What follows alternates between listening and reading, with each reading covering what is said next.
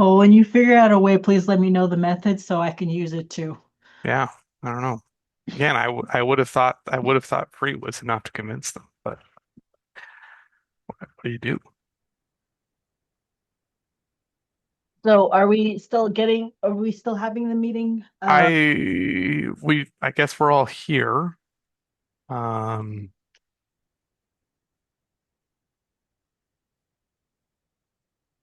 I don't know.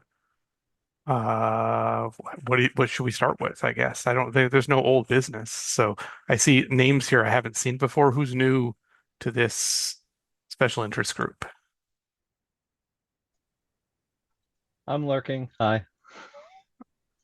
I am too, mostly because it was renamed into something I was like, oh, yes, I do want to learn that. The Okay. web dev thing, I'm like, no, I don't develop web pages, but yeah, customizations, absolutely. Okay. Good. Good. Um, all right. So Mike, you've not been here before either. I guess I don't recognize your name, but No, I have not. I've popped into okay. some other koha-US meetings and I realized I wasn't on the mailing list for all of them, and I saw a couple pop up on the calendar, and I'm like, oh, I should get in on some of this. But Okay. yeah, I'm with the Main Library Alliance in New Jersey, and we just went live with Koha coming from Polaris in March. Okay. How's that transition going? Like Eh, what do you a big learning curve in terms of well, particularly transitioning from Polaris, where like you can have every individual item do whatever the heck you want. Like we didn't have to worry about item types and circ rules. Like, but we're also a very large organization. We've been kind of tasking the system significantly, and we've also had a bunch of large migrations. Well, moderate sized large migrations, and now we just had a really large migration this Monday. We got a whole new county in. So yeah, a lot we've had some performance issues and just growing pains in terms of getting all the settings dialed in and mm, um yeah, just one small fire after the other to put out, but doing all right. what type of customizability are you coming from? Heavily customizable, similar levels? From the old ILS. Yeah. So low level of customization, I would say. So we were on Polaris from Innovative, which is very locked down in a lot of ways. Although with my prior, so I've been at Maine since 2022. My prior organization had the same ILS, but self-hosted. So I did some tinkering that you normally are not able to with, that staff interface. And so definitely the level of customizability with Koha is what kind of one of the things that turned me on to it. Not that it was my decision to move to it, well, rather it wasn't my call, but yeah. So I've done a lot of front end sort of JavaScripty um, customizations where I can on things, and we've been so I should also mention prior to moving going live with Koha, we were on Aspen on Polaris, and now we're on Aspen with Koha. So we've done a bit there in terms of customizations and stuff. Who else is new and wants to tell us about their background? Seems like a good. I'm not usually the leader of this group. Jason Robb is, and Jason is in New Zealand at KohaCon because somehow he convinced Southeast Kansas Library System to send him to New Zealand. And like I said, despite the fact that it was a free convention, I was not able to convince Fargo to send me. So Kendall, give us some background on how long you've been with Koha, what experience you have with front end web development stuff, what you hope to accomplish. Yeah. So we've been with Koha since 2022. We weird story. So we were a library district that was renting services from a neighborhood or a neighboring library district. And in 2022, they decided, hey, let's start our own system. So we joined the Library Consortium of Eastern Idaho, LCEI. And yeah, we're currently the largest library in our install. We had two larger ones that just moved to their own installations because of how big they were.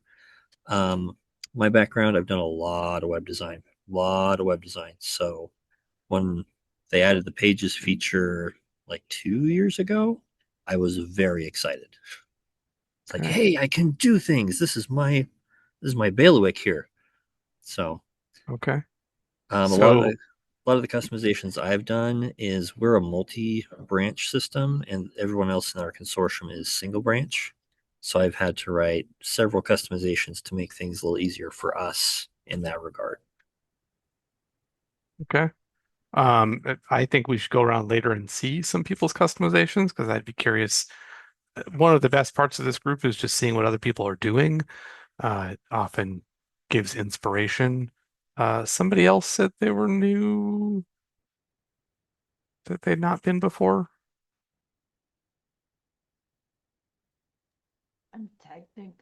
I've been here a couple times, but Okay. I'm sorry, I have a little bit of a cold. I'm Charlie. I'm from the SLO County Libraries, the Technical Services Department, which is just me, I guess. But we used to be with Polaris as well. And then we switched over completely. We're with Aspen and Koha right now. So that's where we are right now. So I'm gonna stay What a little bit. I won't make you talk a bunch. I'm also will be curious in the future what your feelings on the Polaris to Koha transition is like. Our one of our neighboring cities is and a consortium we used to be a part of that we left to go to Koha is on Polaris, and there's always kind of like, oh, what did we do?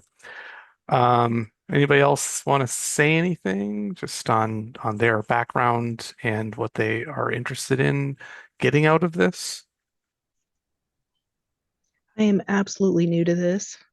Okay. I became the systems admin by default more than anything else, mostly just because I stuck my nose in the whole transition when we moved from our old system, which was the old OCLC OLIB system, over into Koha in 2022, actually, as well. That's a big jump. Yeah. So I was exposed to like CSS and JavaScript and stuff 10 years ago, but this is me actually figuring it out. And so when I come to these, like I went to the one that was at the koha-US conference, I'm usually there saying, look at my code and tell me what I did wrong. Those are always my questions is what am I doing wrong here? So, and I have one of those today. So, yeah. Okay. So if Adam hasn't said anything yet, Adam, do you want Hello. Hi. I'm Adam. I've been here like a couple of times, but I don't come here frequently. I'm trying to come more often. yeah. I'm the member services coordinator over at Ocean State Libraries. I've been in this position for like a year, was just doing like cert desk slash in library tech stuff before that. And so I don't have much experience in web development, but I feel like I've learned a decent amount this past year, working with Koha and adding stuff in, teaching myself stuff. So yeah, I'm interested to see what other people are doing and to learn from other people. Okay. Just the disclaimer, I know nothing about like anything to do with CSS or anything like that. I just come to listen to see if I can get their code and then use it in my Koha instance. So that's why I'm here too. Exactly. Yep. Yeah, I'm Ben. I'm from Fargo Public Library in Fargo, North Dakota. We've been on Koha since 2016. I'm also not a web developer. I'm a sysadmin, really. It's interesting. People will call me the IT librarian, and I do occasionally, when I get particularly that up, we'll point out that I am a librarian. Like the tech part is that came after. But yeah, most of it's self-taught. And I'm also this year I was coming to this group regularly. Was part of my goals for the year is more continuing ed, so that's why I'm here. So that's me. Now, since we do have somebody who has a real question, I think we should see what you've got. So the biggest thing is that we have, in our MARC records in the 856, we have links out to digital books and stuff, right? And if there's more than one volume within Koha, you click on the first link and it'll open in a new tab. But every subsequent link after that will open in the same tab as Koha. And I cannot get it to open the rest of them in their own tab. So that's my code. I don't know if that helps anybody. But So this is by default, does it open in a new tab, or is this the code no, you've got that opens it in a new tab? that's the code to make it open a new tab. By default, it's the same tab. And then we have to go backwards back into Koha. Okay, so my initial thought looking at this, and somebody who's got a background in web dev would probably be more suited, but you should be doing this as a loop.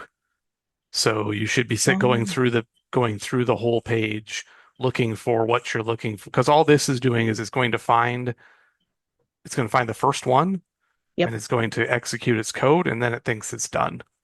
And you need to Okay. tell it to keep going until it runs out. Okay, how do I do that? I would need to spend some time and Yeah, you'll want a for loop or a while loop to yep. loop over everything.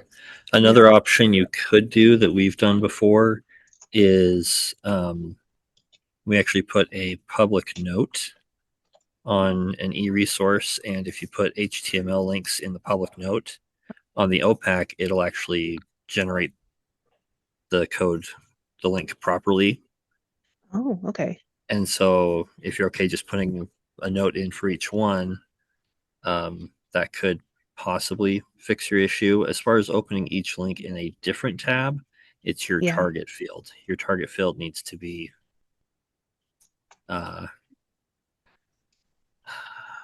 we've got it set up there. It's probably going to open it in the same window. If you do the public note approach, I think you'll get separate tabs for each of those.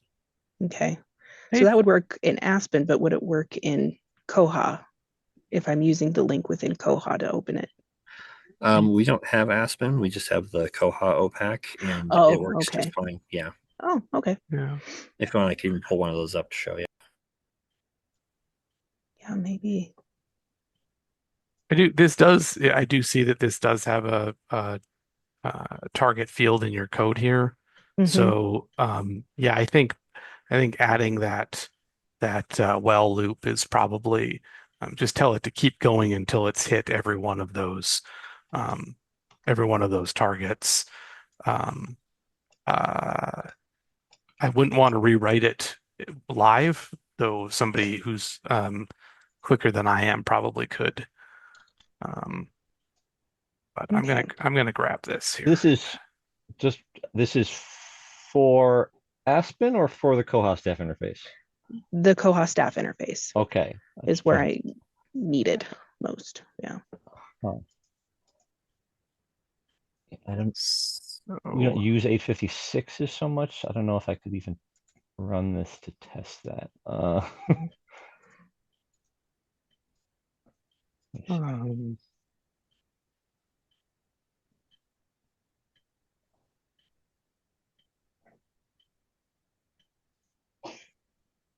Yeah, I wonder.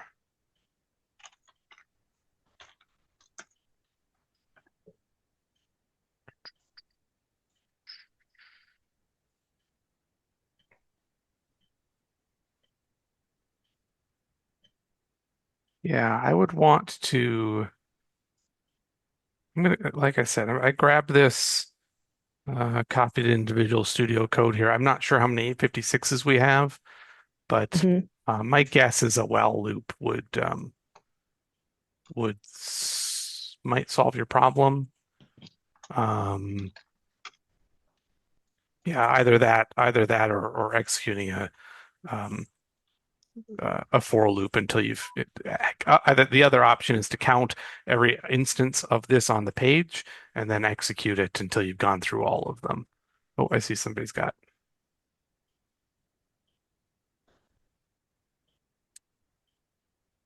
Sorry, I got to unmute here. Okay. So here's what it looks like on the staff side. Okay. But in the OPAC, you actually get Oh, nice. Okay. a link to the actual thing. Now with Aspen, I don't know what that would do, but that's how we're doing it for Okay. like stuff we find on LibriVox where it's like, oh, this is a really good Right. audiobook. Let's share this particular version with our patrons. Yeah, we do that for a lot of our public domain books. We'll send them out to HathiTrust or Internet Archive or something if they want to download it onto Yeah, it. Gutenberg's another good one. Yeah. Yep. Yep. So that's what we've done here. So the ebook goes to Gutenberg and the audiobook goes to LibriVox. Okay. So the issue is when you have multiple H56s. Yeah. Okay, Yeah. yeah. It'll Yeah, it's open the first definitely one, but it's targeting like each instance of online resource. So it's looping through the whole page, but then not looping through or grabbing, like it's just grabbing the first link. right. Yeah, I just applied it now to href. So, oh, honestly, this might just be a matter of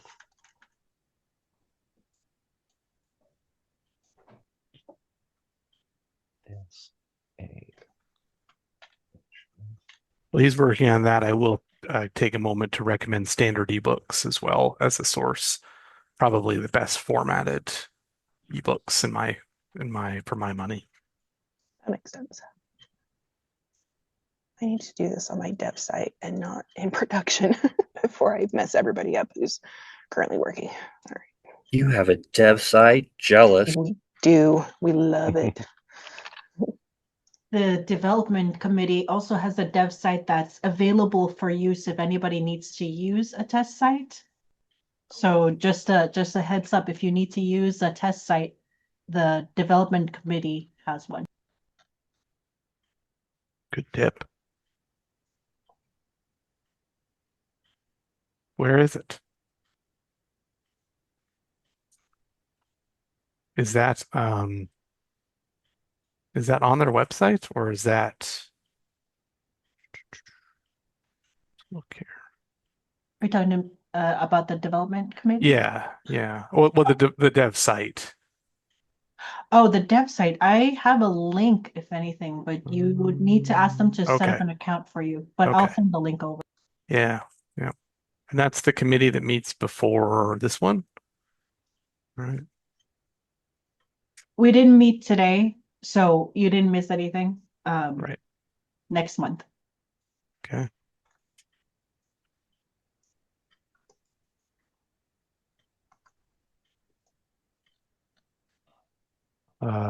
Mike is plugging away there. That Angela, might be fixable with just the CSS in there and actually making it shorter. Give this a quick try. And that didn't work. Okay, I'm gonna keep on trying. that's welcome to my job. That didn't work. Drop your email in the chat too, or a way of contacting you so we can Okay. Yeah. bump that back to you. While Mike's working on that, I will show something I've been working on just to keep things going. We've had some annoyance with the upgrade in the account or the accounting tab. So I'm gonna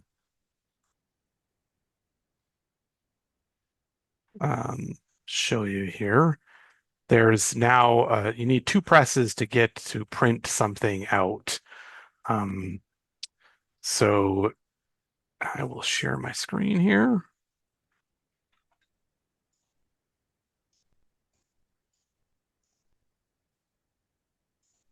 So I've got now it used to be in Koha that these were there was no email, it was just a print button. And then when they added the email, they added a consolidated button. So now staff have to click the button and then they have to click print, which was bothering people. And so I did a little code that broke these out back into separate buttons. So it does make it a little on the longish side, but that's what they wanted. So I'm testing that now. I'm pretty happy with where it's at. It took me a while to get the um, to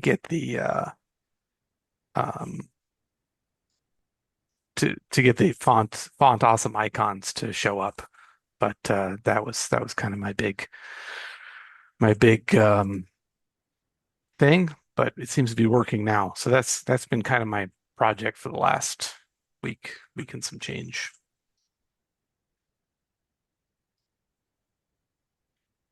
Anybody else have anything they want to show that's interesting? I'm gonna unshare here. How do I do that? So I might have this.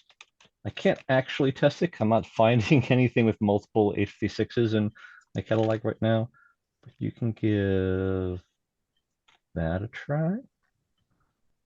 Even if you paste that into your browser console, that should just work, I think. Okay. The other thing, okay, so I asked AI because, sometimes we stoop that low. Yeah. It changed the second const link equals label.next to label.next all. And that was the only change it made, and it might actually work. That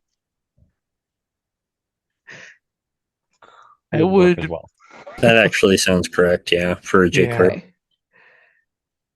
Yeah, rather than using the next thing, I just did it in the jQuery. So rather than just Yeah. grabbing the label and then in the function doing it, I just have it targeting every single anchor tag after an online resource thing, and then just looping through it that way. Either way should work, Okay. I think. Yeah. Yeah, Yeah, it looks like that's the both of them do. beauty of JavaScript is there's more than one way to do everything. Yep. Is it a beauty or is it confusing? That's Well, it those of us allows that don't know. it allows for some creativity for those of us who've been doing it for a while. It's like, okay, what is the best way to do this? That And makes so you sense. try one way, oh, that didn't work. Try the other way, oh, there you are. Okay. Yeah, I think this is it. Awesome. Thanks, guys. Excellent. Well, we solved the problem. I feel like this meeting was worth it. Me too. So I did show and tell. Anybody else have show and tell?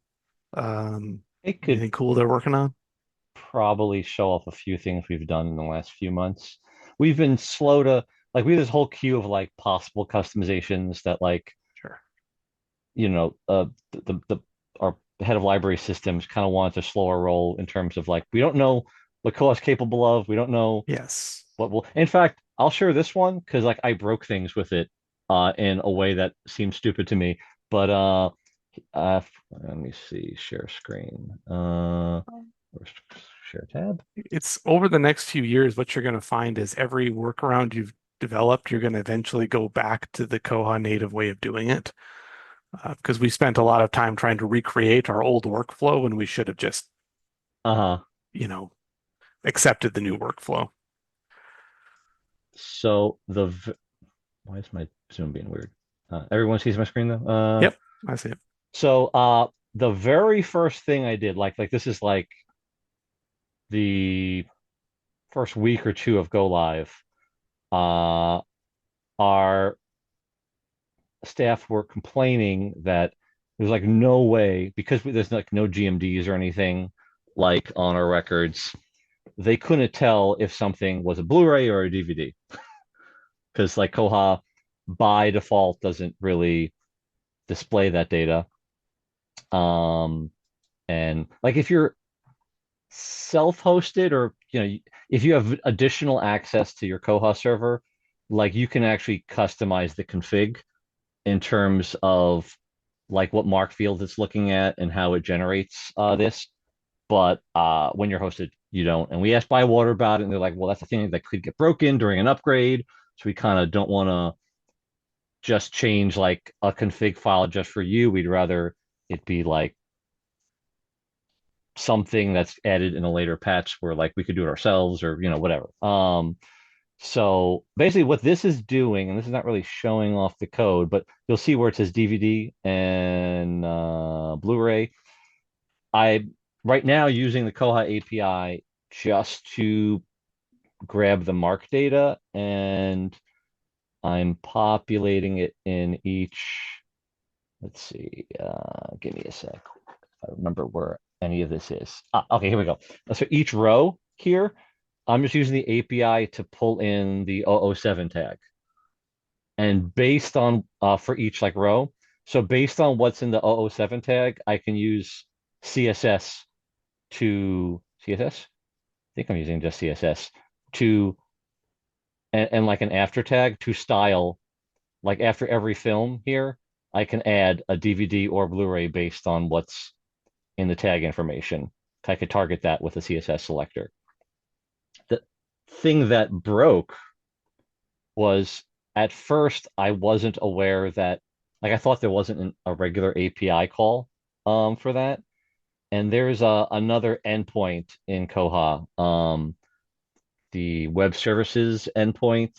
It's like the one you need to use for reporting if you're trying to pull a report via like a. I wasn't aware that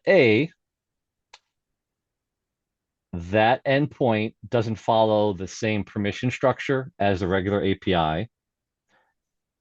And so even though like you have like regular staff access, our regular staff members didn't have access to pull mark data via that endpoint. But the really bad thing is that endpoint, when you don't have access to something, it logs you out. So all of a sudden I make this quick change that was working great for me, but I didn't test it on like a regular staff record that didn't have super admin permissions. So people were logging in just fine, checking out things just fine, but anytime they would run a search, the search would work. But then anytime they would go to any other Koha page, they'd be logged out. And so they were panicking. Eventually I realized, oh wait, you can pull the mark data via the regular API as well, and that's way safer. Yeah. So why that just logs you out, like it just has to do with how that code is evolved over time. So I've learned not to use that except what you need to use it for reporting, but like Yes. everybody, like all our staff members have access to the reporting. Like we're not restricting that, so that's at least safe to pull things in that way. So that was kind of a lesson learned. I felt so stupid. And like I didn't even tell anybody I made this. She's like, oh, this is just a simple change. I'll make everybody happy. And then all of a sudden people were staff members were putting in tickets and panicking, like, hey, I'm getting logged out. I heard And screams of despair as soon as you yeah. you said it was locking people out. So really I'm like, sorry. and like this possibly, nothing I could have done could have possibly been doing this until I realized that specific endpoint, if you don't have the, I guess, whatever, I don't know how it's mapping to the permissions, but if you don't have, I don't think you need super admin, but like whatever, I think you need catalog, like full cataloging access rather than just access to like view like the mark record. Like you need access to edit the mark record, which most of our staff members don't have. So it just was just logging them out like, nope, you're trying to access something you don't have permissions for. We are revoking. Basically, it gives it a new when you're logged into Koha, there's the cookie for like the session ID, and it just generates a new ID logging you out. That's what it does. Anyway.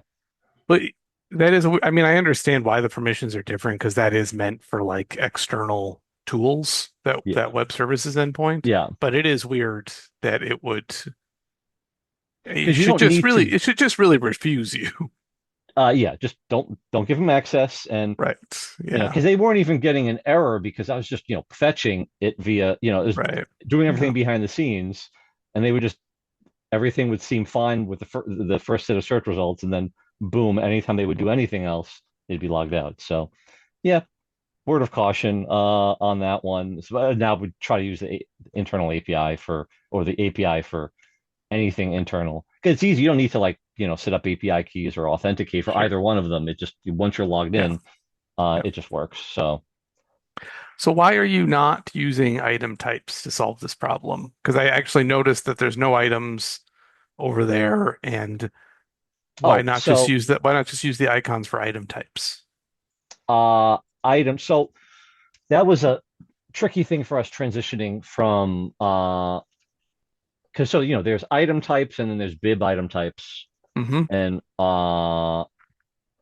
and then there's so you saying like the regular I mean I'm signed in a weird Well, frankly, library. either. Both of Yeah. these are solvable with bib level or item level item So types, we depending. do not want to have 1,000 item types, like general item types. In fact, when we went live, the whole membership also decided that, hey, let's standardize everything and let's keep our list of item types as short as possible because the item type is what controls circulation policy. Hmm.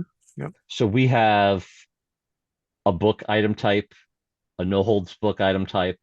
I think we have a media item type and like a media Mhm. short, but we weren't going to have a separate item type for every single permutation of, like, say, a Blu-ray or a DVD. Hmm. We have subtypes for that, which do not control No. circulation. So the subtypes are more recent. Those are not being, we haven't done anything to pull those in to the interface yet. But that's something we're working on, and that's something we didn't have on Go Live.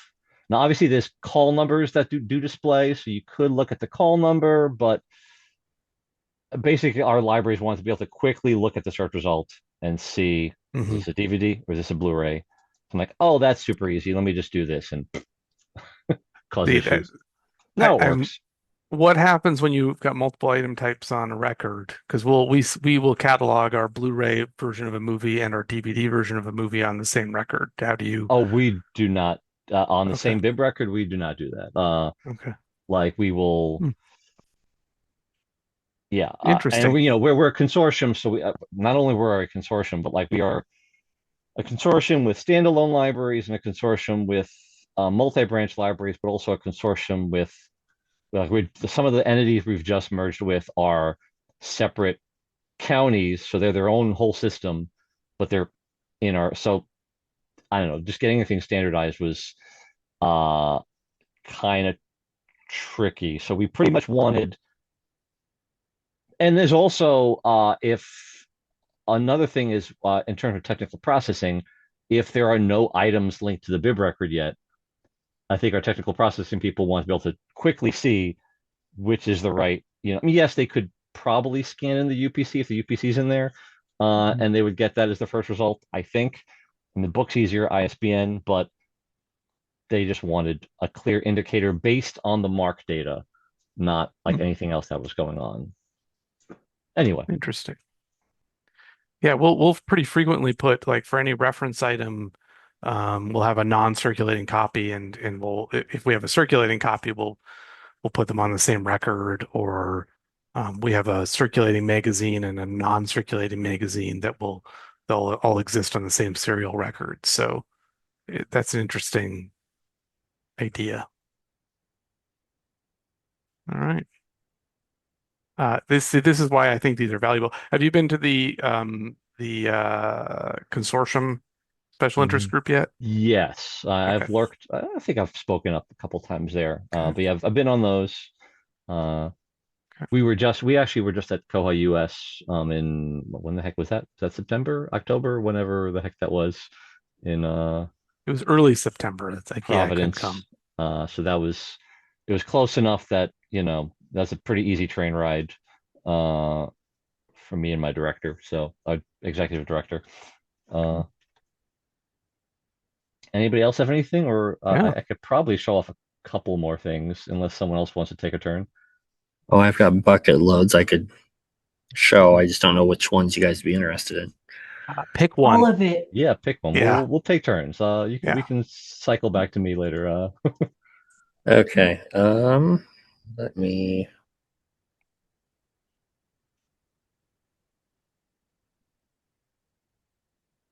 So, I don't know if you guys have seen the Monday Minutes where they do the summer reading program tracking inside Koha.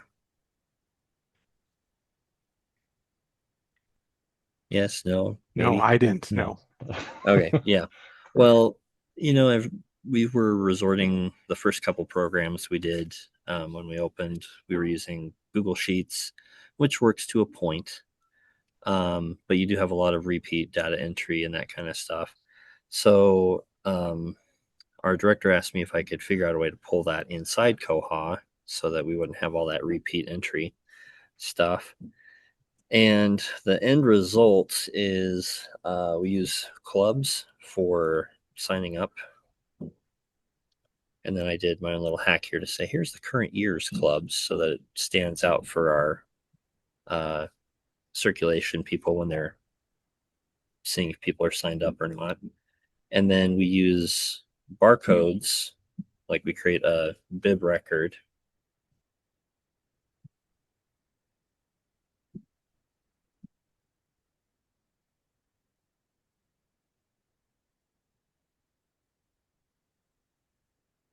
As long as my computer doesn't gag here. And so inside of here, we have a barcode for each level of each program.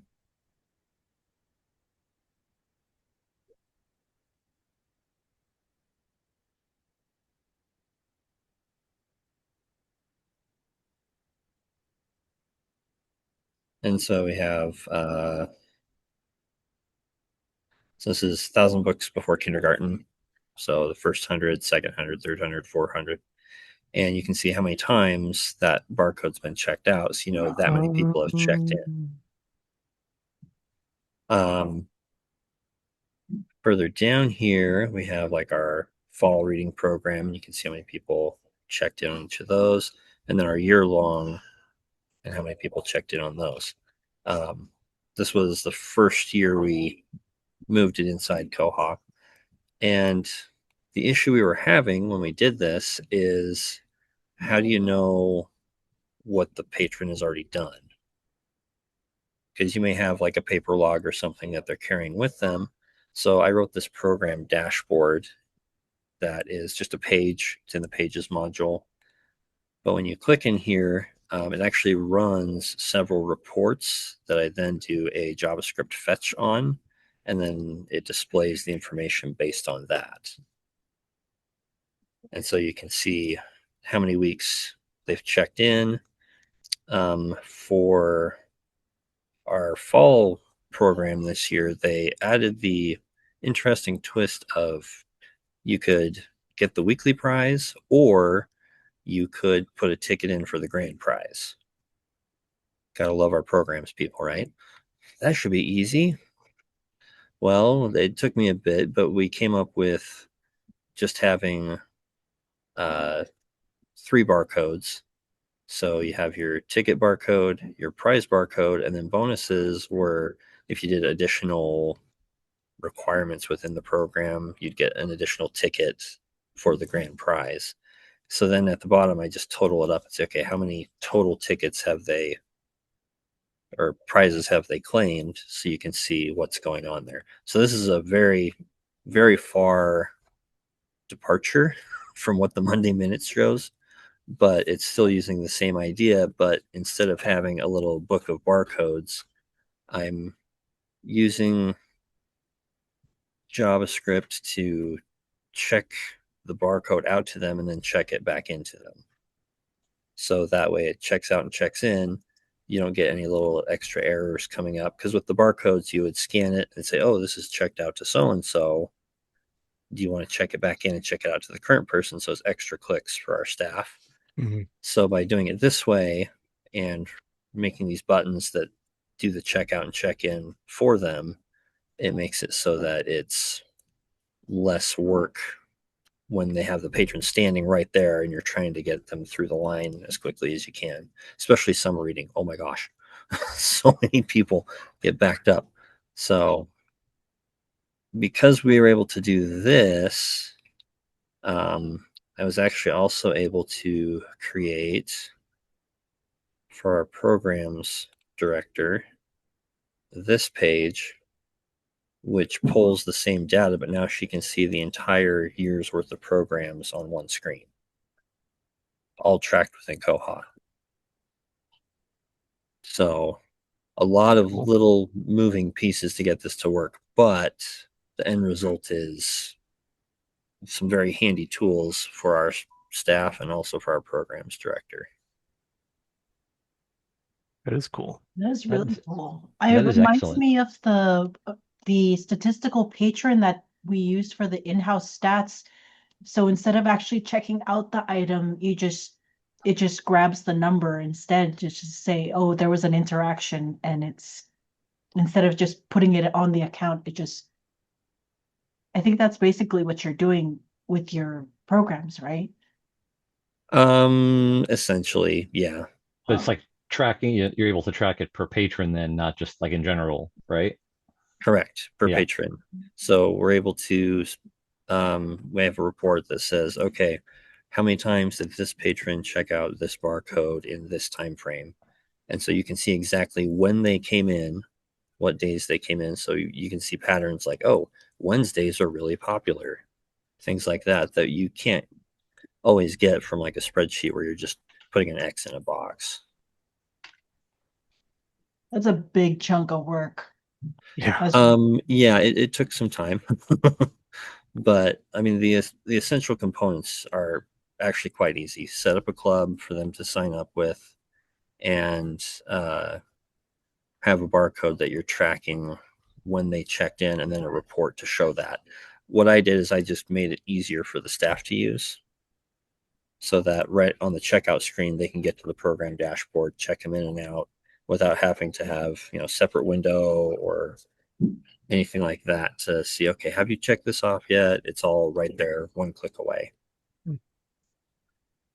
We use Beanstack for this kind of task, but I'm as you're showing this, I'm thinking of applications for our outreach folks who do lobby stops, and because there's not only quite a bit of statistics they're tracking, but when patrons have already had things or what patrons have already had, I can kind of see Yeah, this there's a same lot kind of of potential. application. Yeah, it's cool.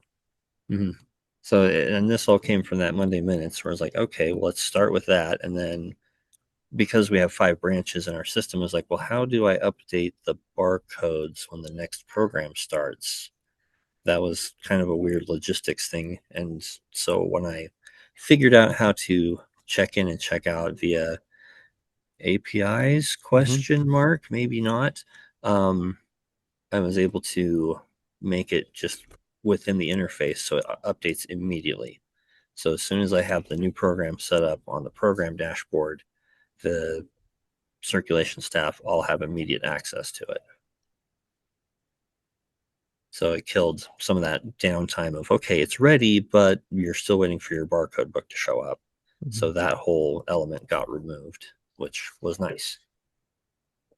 So that's probably one of my bigger projects I've done modding Koha. Anybody else have anything cool that they want to show?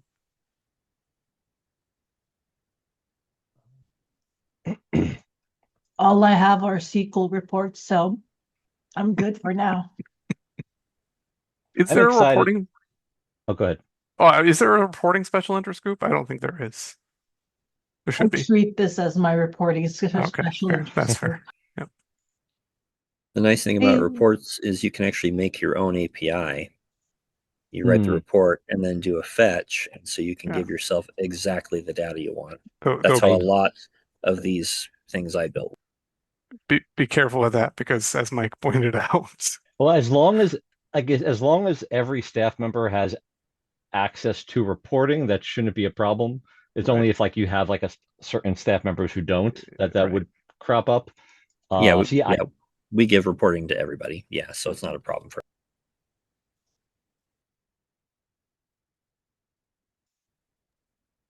in fact, I just started doing something similar. Like you said, it's like you're making your own API Yep. calls, which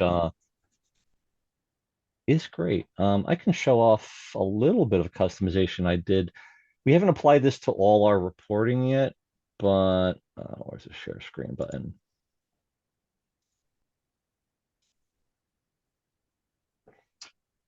There's one report I've been working on as my sort of guinea pig report that, let's see, payment, where are we? Here we go. So two things. So one customization here is, I'm sure this is probably jQuery for this as well on the koha-US or Koha community site, but like I just threw together my own to pre-populate the branch name under library branches. So just grabbing from up here. That's fairly basic, but we have a lot of libraries who need to. So we have counties and then we have multi-branch systems. Like we're going to have like 3 or 4 different counties actually by next year, and then a few multi-branch systems. So we're using groups to group them all up. And so previously we kind of set it up just like in the SQL. I could probably find another report where you could just type in the group abbreviation, like Somerset County, you would type SOM, and then you would work that into. In fact, this library branches interface, they recently updated that with the newest version of Koha, and so those reports kind of broke, and I think we went back and fixed them. But so what I'm doing is I have a report set up just to pull in. Actually, I can probably find it, the helper report, to pull in just the library groups data. So let's see. Oh man, I just envy how well documented those reports are. I just We look at them and think, gosh, I wish I had done that. we just started doing that. They were all over the place. We Yeah. do have someone like a freelancer we've been using to help with reports and some stuff because we're just so busy with everything else. So this is still a work in progress. It's going to eventually be where if you're a super admin, you you see all this, but regular staff members are not going to see um, a lot of these. So I imagine my report should be under here. I don't know why I couldn't find it under. Let's see. Wait, how do you do that? Because we give everybody access to reports, but we don't want them to run all reports. So I think currently I don't know if it's implemented yet. We're just doing that with CSS and JavaScript to just hide tabs unless you're I don't know how they're targeting the permissions. I think it's just checking something that you would only have if you're a super admin, and then if you're not, it's hiding this. There is a bug out now. I hate calling them bugs, but like a development in Bugzilla that I think they're working on for the next release where you can limit. I don't think it's to specific tabs, but you can limit it to specific libraries, certain reports, and not have it visible immediately unless you're a super admin. So that's like sort of a separate thing they're working on. But Oh, this is my helper report. So if I run that, like all it's returning is the JSON for all the different library groups. I specifically, so technically we have every single library in a group, even if it's by themselves, just to have that sort of hierarchy. But like I have this returning only groups where there's more than one library, not counting a book locker, I think, or maybe I'm counting book lockers. I don't recall. So this page is pulling that in and generating this little um, groups drop down. So rather than having to know the group abbreviation, you can click on, say, Somerset, and then it automatically populates all the Somerset branches. And if you're part of a library, so I'm signing this Bernard's right now. If you're part of, let's see, if I go to, I'll just go to 100 and a multi-branch, that groups button will turn into a my group button. So you just have to click that once and it'll automatically grab your whole group, or you can manually select them like that. We haven't applied this across the board on all reports, but since we're just going to have a lot of stuff going, because even outside of our multi-branch libraries, we have libraries with lockers that want to see certain statistics from certain reports on both. And rather than, I mean, it's not so hard if you only have 2 branches to just add the second branch, but we threw this together to kind of make that whole process easier. You're like using a report to modify your reports. Yeah. They're using a report, You're like like was said, like as in like it's an API call, because I mean it sort of is, to gather the additional information we need to kind of populate this. to do a report. You're like the exhibits of Koha right now. Well, so when we were on Polaris, we had that whole SQL Server reporting services that, like, both in our current organization and me and the head of library systems in our last organization, we were able to do a lot with that reporting. So we're like kind of hoping to do a lot of customizations or custom development at some point in the future to sort of spruce up what can be done with inside Koha reporting. Because like we used to, like, built into the Polaris, not the Polaris reporting, but the Microsoft reporting for SQL Server, you could do like sub reports, and like there's all sorts of options for formatting the data that would come in.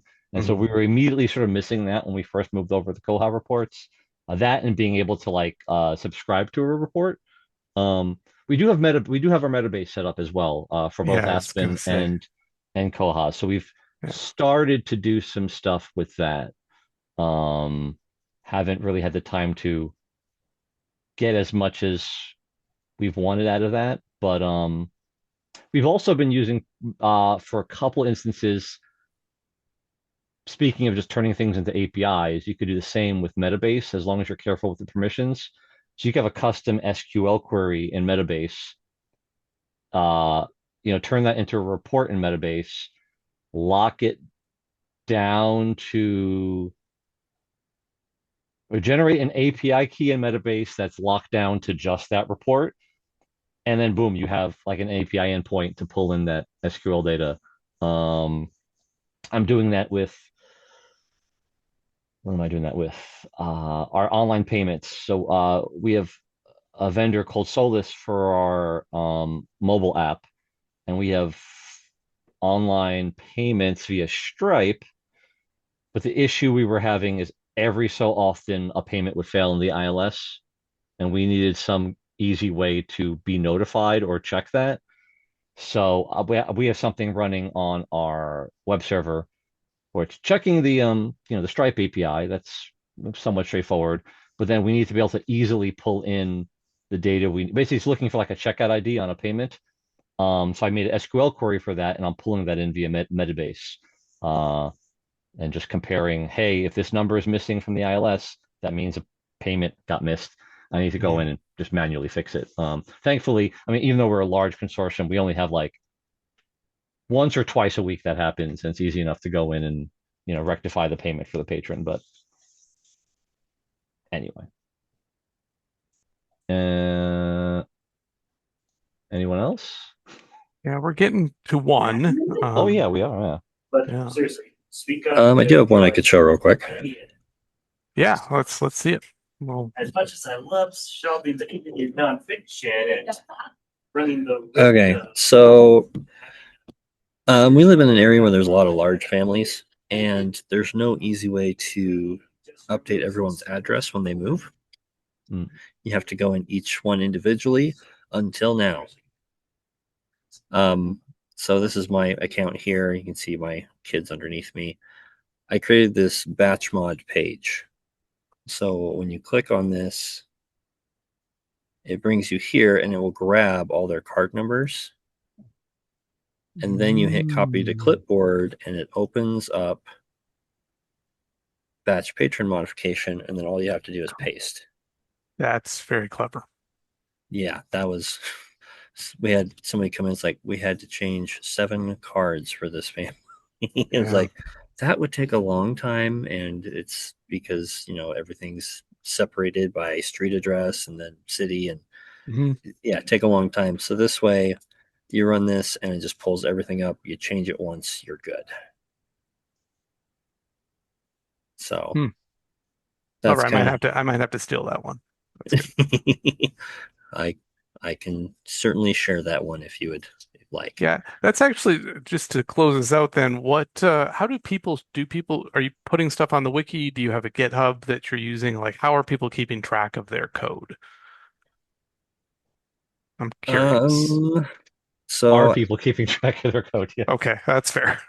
so I did. This is one thing I probably should have brought up earlier. I actually wrote an offline circulation tool, Hmm. and that I have up on GitHub. Okay. That was one that got featured on Monday Minutes, and I didn't know about it until someone else called and was like, "Kendall, you got featured." What? But yeah, it's literally a one-page HTML tool that works as an offline tool that it just saves everything until you hit clear, and it Mhm. just holds onto it in the browser cache. That I've got on GitHub. Everything else I just have copies on my computer, Yeah. and typically a thumb drive. Not always, but a lot of it is backed up to my computer and a thumb drive. Okay. All right. Well, it is 1. I think the next meeting is the 18th, at which point Jason should probably be back. Though I'd say this is very similar to what we talk about most of the time. So hopefully people come back. And yeah, this was super interesting. I love seeing what people are doing. Think about all the places yeah, all the gaps that exist. So, all right. Anything else? I would also like to see that this code, Kendall, if you could link it to me as well, or share it with me as well. Yeah, let me pull it up here real quick. I can throw it in the chat. It should be pretty straightforward. Am I still sharing? Yeah.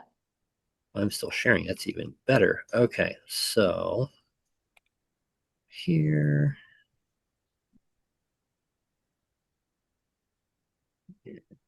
I'm real excited to dig into. We haven't touched pages at all yet, and Yeah. I'm just sort of thinking all the Pages different things we could do with it. is very cool. Yeah, I wish I had time for that. Yeah. Oh, and here's a little hack I did as well. I added the HTML to editor toggle, Nice. which makes using pages a lot easier, because otherwise you have to go up here and change it from text to WYSIWYG and back. Mm. Yeah, I think. Make sure I That don't have answers my any. question. I was wondering if it allowed script tags in there, and it does, Yep. which is Oh great. yeah, yes. Like I said, when I found this module, I was like, I know how to use this. I have 10 plus years experience in here.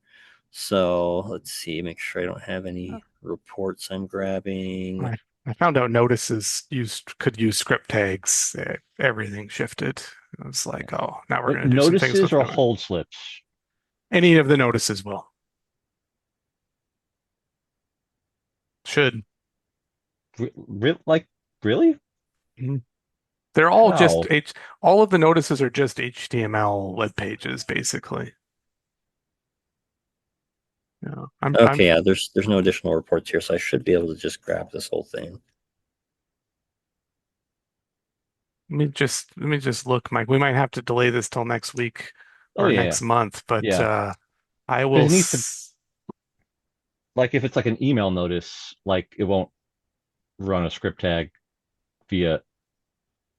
Is it processing the JavaScript on the server side then? Yeah, when it generates the notice, I think it does. Like it actually. I'll have to test that to see if If you're I didn't using think. Not if you're letting me using paste. HTML emails, it should. I'm just going to see if I'm using any right now. I knew you could do it on obviously on the whole on a hold slip because that's like coming up in the browser, but Yep. Let me just billboard pickup. And like, is Yeah. it actually working for, like, is it doing what it needs to do and then burning that in so it can be emailed out? Like,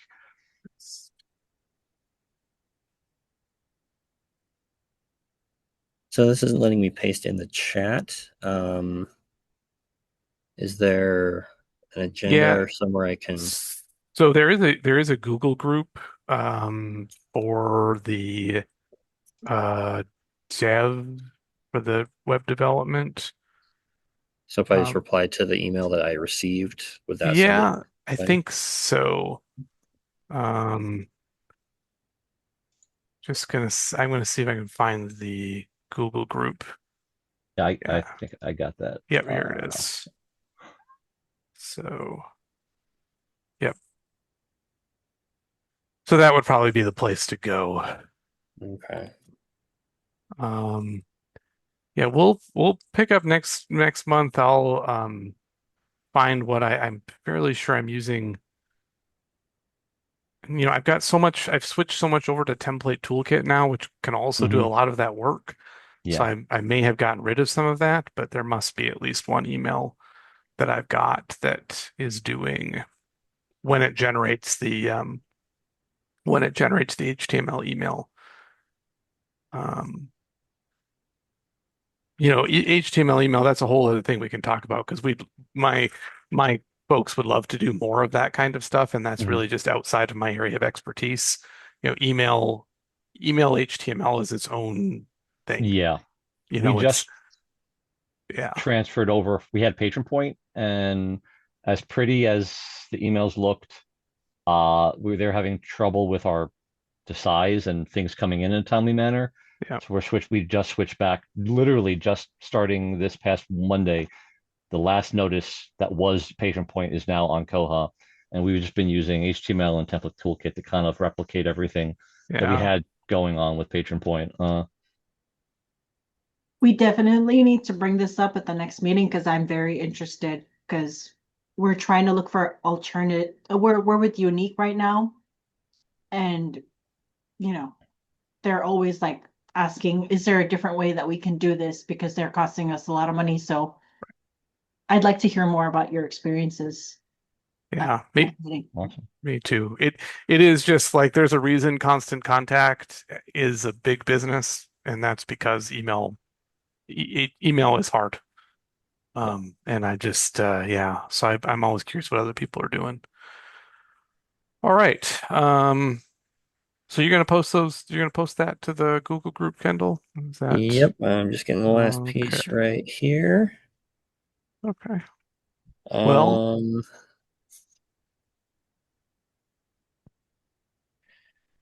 I've got this in object notation. Do I need to make? Yeah, I got to tweak it a little bit so it's universal. Yeah, I'll have that out here in just a couple minutes. sure. Yeah. I will then I think we can call this, appreciate that, but I think we can call this to an end in 18th next month. Hopefully everybody can come and hopefully Jason's back. So, yeah. Sounds good. Thanks everyone for coming and thanks for showing us your stuff. Thank you. Thank you. Thanks.